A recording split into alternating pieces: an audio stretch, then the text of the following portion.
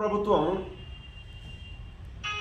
దేశ జనాభా కోసం దేశంలో ఉన్నటువంటి అభివృద్ధి కోసం ఏదో కార్యక్రమాలు చేయాలనేటువంటి భావనలో ఉన్నటువంటి మనకి కానీ కేంద్ర ప్రభుత్వం తీసుకునే నిర్ణయాలు ఎంత దారుణంగా ఉన్నాయంటే ఈ ప్రాంతంలో జీవించాలంటే ఈ భారతదేశంలో పుట్టి ఇక్కడే పెరిగినటువంటి ఈ జనాభా ఇక్కడ జీవించడానికి భయపడేటువంటి చర్యలు చేపడుతున్నది ఈ కేంద్ర ప్రభుత్వం.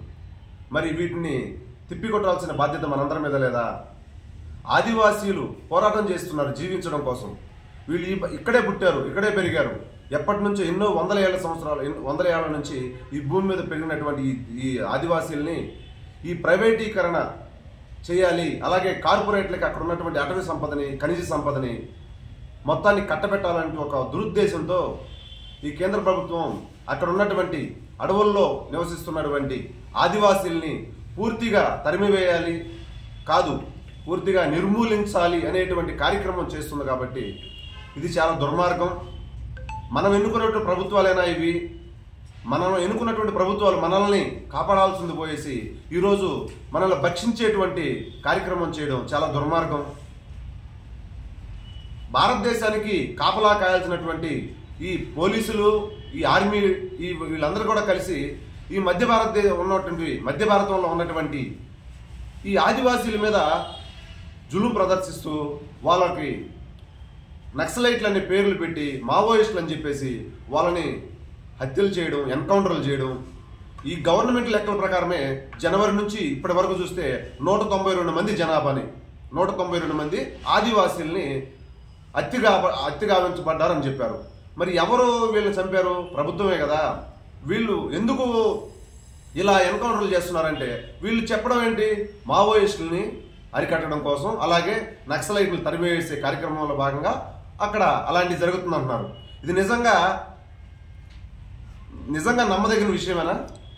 అక్కడ అడవుల్లో, ఇక్కడ మైదాన ప్రాంతాల్లో కావచ్చు, ఇతర ప్రదేశాల్లో కానీ అసలుకి రోడ్లు లేక అనేక ఇబ్బందులు పడుతుంటే జనాలు అడవుల్లోకి 8 లైన్ల రోడ్లు వేస్తున్నారు. ఎందుకు వేస్తున్నారు వీళ్ళు?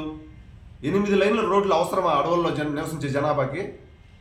అక్కడ ఖచ్చితంగా ఈ భారతదేశంలో ఉన్నటువంటి ఖనిజ సంపదని కొల్లగొట్టడానికి మాత్రమే, కార్పొరేట్ శక్తుల్లోకి ఈ అడవులంతా పెట్టడానికి కోసమే ఈ కేంద్ర ప్రభుత్వం ఇలాంటి నిర్ణయాలు తీసుకొని ఇక్కడ ఉన్నటువంటి ఆదివాసీల్ని మొత్తాన్ని అడవుల నుంచి తరిమివేసే కార్యక్రమం చేపడుతుంది. కాబట్టి మీరందరూ కూడా ఆలోచించండి. ఈ వేదిక నుంచి, ప్రెస్ క్లబ్ నుంచి మీ అందరికి తెలియజేస్తున్నాము. దయచేసి ప్రతి ఒక్కరిది సమస్య, ఆదివాసీలది ఒక్కరిదే కాదు ఈ సమస్య, భారతదేశంలో ఉన్నటువంటి ప్రతి ఒక్కరిది, అధికారులది కానీ, పోలీస్ అధికారులది కానీ, అలాగే ఈ మీడియా మిత్రులది కానీ, ప్రతి ఒక్కరు కూడా సంఘీభావం తెలియజేయాలి. ప్రతి ఒక్కరూ ఇది కానీ ఎదిరించకపోతే, ఈరోజు కానీ ఈ సమస్య మీద పోరాటం చేయకపోతే, రేపటి రోజున మన భారతదేశానికి ఆయువు పట్టైనటువంటి లంగ్స్, మనం చెప్పుకునేటువంటి భారతదేశానికి లంగ్స్ ఏంటంటే అడవులు, ఈ అడవుల్ని పూర్తిగా కొట్టివేసే కార్యక్రమం జరుగుతుంది. రేపటి రోజున మనం భారతదేశంలో ఆక్సిజన్ని కొనుక్కునేటువంటి పరిస్థితులు ఎదురయ్యేటువంటి అవకాశం ఉంది. కాబట్టి వీటన్నిటిని కూడా అధిగమించాలంటే రేపు జరగబోయేటువంటి ఈ ఉద్యమాల్లో భాగంగా నెల్లూరు జిల్లాలో దక్షిణాంధ్ర ప్రాంతీయ సదస్సులో సెప్టెంబర్ 1వ తారీఖున మేము చేసేటువంటి ఆదివాసీ హక్కుల పోరాటానికి వాళ్ళందరికీ కూడా సంఘీభావంగా తెలియజేస్తున్నాము. ఈ సంఘీభావంలో మీరంతా కూడా మీడియా మిత్రులు కానీ, అధికారులు కానీ, రాజకీయాలకు అతీతంగా, కుల మతాలకు అతీతంగా ప్రతి ఒక్కరు పాల్గొని ఈ కార్యక్రమాన్ని విజయవంతం చేయగలని మీ అందరిని వేడుకుంటూ ముగిస్తున్నాను. న్యూస్ అప్డేట్ కోసం G5 న్యూస్ సబ్స్క్రైబ్ చేసి పక్కనే ఉన్న బెల్ ఐకాన్ ను యాక్టివేట్ చేసుకోండి.